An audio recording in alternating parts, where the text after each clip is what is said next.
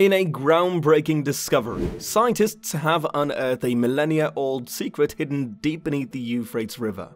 The world is abuzz with excitement and speculation as the details of this incredible find begin to emerge. Join us in this video as we uncover the astonishing truth behind this remarkable discovery. Here we begin. The Euphrates River, a vital source of support for Israel's ancient enemies, Assyria and Babylon, flowed through Babylon and provided crucial nourishment for crops and water for the people. Without it, the city would not survive. Fast forward to the end times and we find Revelation chapter 17 verse 1, describing the great city of Babylon as sitting upon many waters, which could be a reference to the Euphrates.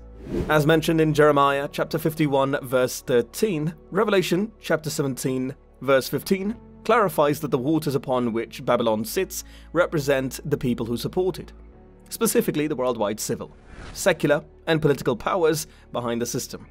However, this support is not guaranteed to last. The same verse reveals that these powers will eventually withdraw their support. This withdrawal of support is further symbolized by the drying up of the Euphrates in Revelation chapter 16 verse 12, which represents the world's political powers turning against Babylon and causing its downfall.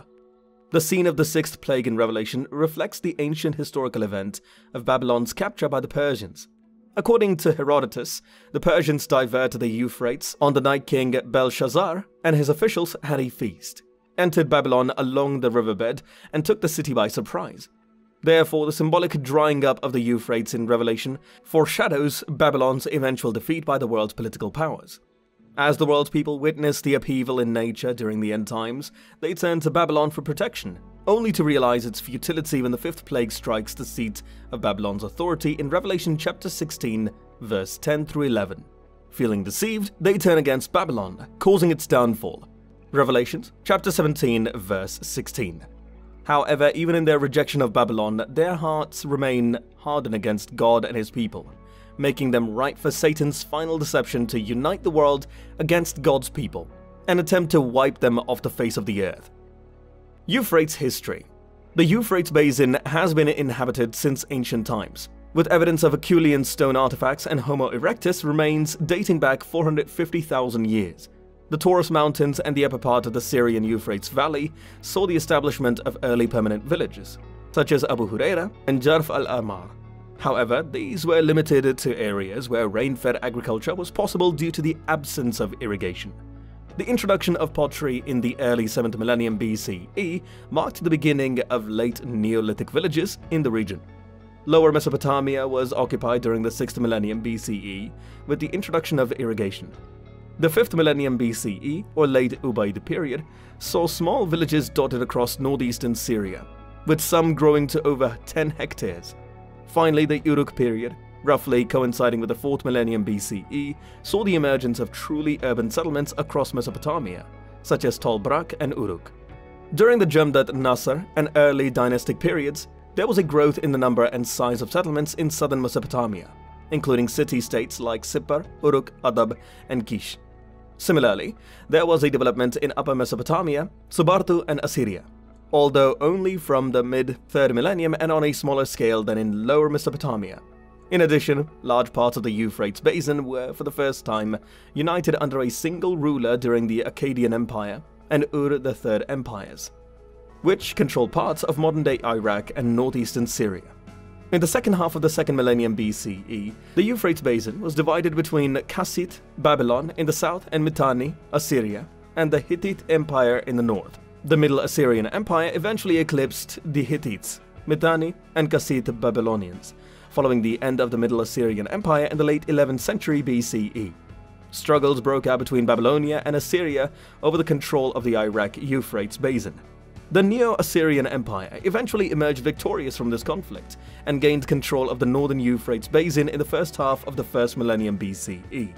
Control of the wider Euphrates Basin shifted from the Neo-Assyrian Empire to the Median Empire and the Neo-Babylonian Empire in the last years of the 7th century BC.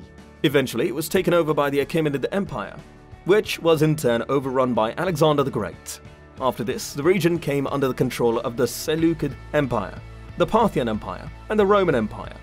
The Euphrates Basin has been a center of trade and power, with different empires and kingdoms vying for control. As a result, the region has seen the emergence of early farming communities and urban settlements, the establishment of city-states, and the rise and fall of empires. In addition, the Euphrates River has been an important source of water and transportation, contributing to the growth and prosperity of the region. Today, the Euphrates Basin remains an area of historical and archaeological significance, with numerous ancient sites and artifacts waiting to be discovered and studied. Secret about Euphrates Tunnel. The ancient Babylon in Mesopotamia is known for its impressive feats of engineering, including the rumored construction of the Euphrates Tunnel. This legendary tunnel allegedly connected the city's two halves under the Euphrates River. While there is no concrete evidence of the tunnel's existence, its supposed construction and use by Queen Semiramis have been described in detail by Diodorus, a historian who lived around 50 BCE. According to Diodorus' account, Diodorus, Bibliotheca Historica, Book 2, 1, translation by G. Booth, 1814. Queen Semiramis oversaw the construction of a pond in low ground in Babylon, lining it with brick and cemented it with brimstone, which was 35 feet deep and each square was 300 furlongs in length. She then diverted the river and built a vaulted tunnel with arches of firm and strong brick plastered with bitumen on both sides, 4 cubits thick. The tunnel was 20 bricks thick, 12 feet high beside and above the arches, and 15 feet wide. This impressive piece of engineering was completed in just 260 days. Once the river was turned back into its ancient channel, the queen could easily pass from one place to another without crossing the river. 2 brazen gates were installed at either end to ensure the tunnel's security, which remained in place until the Persian Empire. While the existence of the Euphrates Tunnel has not been confirmed, the detailed description of its construction and use by Queen Semiramis has become legendary. It continues to capture the imagination of historians and engineers alike. In the life of Apollonius of Tyana, Philostratus, d. 250 CE, paints a vivid picture of the construction of an incredible bridge beneath the mighty Euphrates River in Babylon. According to the ancient legend, the bridge was built by a remarkable woman named Medea, who used stones, copper, and pitch to construct the structure under the water. Medea diverted the water into nearby lakes, dug down 2 fathoms, and created a subterranean tunnel that connected the palaces on either bank. The tunnel was then cleverly roofed on a level with the riverbed to ensure its stability.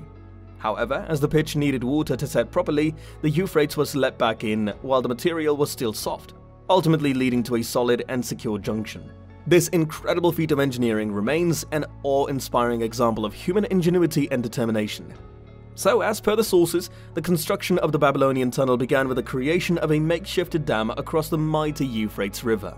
From there, builders used a cut-and-cover technique to bring the project to life.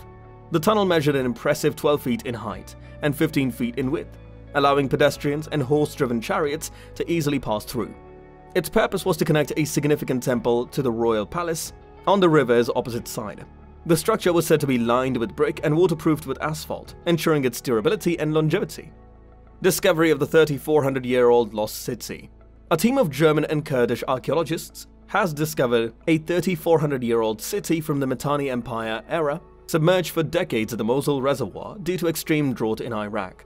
The city, believed to be the ancient Zakiku, is located at Kemuneh, in the Kurdistan region of Iraq. The archaeologists undertook joint rescue excavations in January and February 2022 to document the city before it was resubmerged. The excavations uncovered a palace, a massive fortification with walls and towers, a monumental multi-story storage building, and an industrial complex, all dating back to the Mitanni Empire. The researchers also found an archive of over 100 cuneiform tablets in ceramic vessels that could provide important information about the end of the Mitanni period city and the beginning of the Assyrian rule in the region. The excavated buildings were covered with tight-fitting plastic sheeting and gravel fill to protect them from further damage by rising water. What do you think? Comment below and subscribe for more.